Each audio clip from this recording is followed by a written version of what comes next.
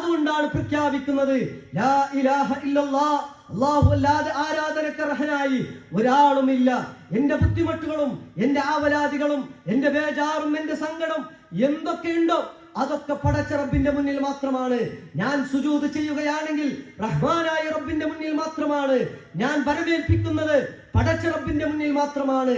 എന്റെ നേർച്ചയും എന്റെ ബലിയും അങ്ങനെ തുടങ്ങി ഇബാദത്തിന്റെ ഓരോ അംശങ്ങളും റഹ്മാനായ റബ്ബിന്റെ മുന്നിൽ മാത്രമാണ്. കാരണം അല്ലാഹു സുബ്ഹാനഹു വ തആല നോമ്പുമായി ബന്ധപ്പെട്ട വചനങ്ങൾ പറയുന്ന കൂട്ടത്തിൽ ഓർമ്മപ്പെടുത്തിയത് വഇദാ സഅലക ഇബാദി അന്നി ഫഇന്നി ഖരീബ് ഉജീബു ദഅവത ദാഇ ഇദാ ദആൻ എന്ന് പറഞ്ഞുകൊണ്ടുള്ള വചനം. നിന്നെ എന്റെ അടിമ നിന്നോട് എന്നെ കുറിച്ച് ചോദിച്ചാൽ പറഞ്ഞു കൊടുക്കൂ റസൂലേ, ഞാൻ വളരെ അടുത്തുണ്ട്, അവൻ എന്നോട് പ്രാർത്ഥിക്കട്ടെ, ഞാൻ അവൻക്ക് ഉത്തരം നൽകാം. കാരണം നമ്മുടെ പ്രയാസങ്ങൾ അറിയുന്ന ബുദ്ധിമുട്ടുകൾ അറിയുന്നവൻ ആരാണോ അവനോടാണ് നാം സഹായം തേടേണ്ടത്, അവനോടാണ് നാം പ്രാർത്ഥിക്കേണ്ടത്. അതാണ് ഇന്നത്തെ ദിവസം പ്രഖ്യാപിച്ചു കൊണ്ടിരിക്കുന്നത്. ലാ ഇലാഹ ഇല്ലല്ലാഹ്, അല്ലാഹു അല്ലാതെ ആരാധനക്കർഹനായി ആരുമില്ല.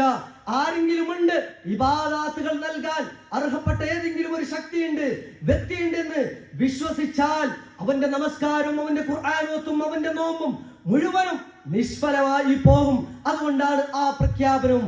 അത് മാത്രമല്ല അല്ലാഹു സുബ്ഹാനഹു വ തആല ഓർമ്മപ്പെടുത്തിയത് വലിതുക്മിലുൽ ഇദ്ദ വലിതുകബ്ബിറുല്ലാഹ അലാ മാ ഹദാകും, ആ എണ്ണം പൂർത്തീകരിക്കുവാനും അല്ലാഹുവെ തക്ബീർ ചെയ്യുവാനും എന്തിനു വേണ്ടി?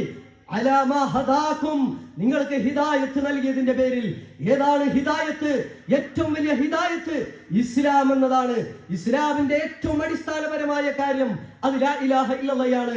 കാരണം ലാ ഇലാഹ ഇല്ലല്ലാഹ് നിന്ന് തെറ്റിപ്പോയ ആളുകൾ, ഇസ്ലാമിൽ സ്വീകരിക്കാത്ത ആളുകൾ, അവരുടെ ഇബാദാത്തുകളൊക്കെ ഒന്നെടുത്ത് പരിശോധിച്ചു നോക്കൂ.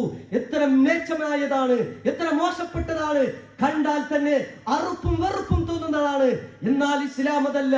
ഇസ്ലാം പഠിപ്പിക്കുന്നത് ലോകത്തെ സൃഷ്ടിച്ച, ലോകം മുഴുവൻ മനുഷ്യരെയും സൃഷ്ടിച്ച, എല്ലാ പടപ്പുകളെയും സൃഷ്ടിച്ചവൻ ആരാണോ അവനെയാണ് ഇബാദത്ത് ചെയ്യേണ്ടത്. അതാണ് ഇസ്ലാമിന്റെ കൽപ്പന. അതാണ് ഏറ്റവും വലിയ ഹിദായത്ത്, ഏറ്റവും വലിയ നിഅമത്ത് അതാണ്.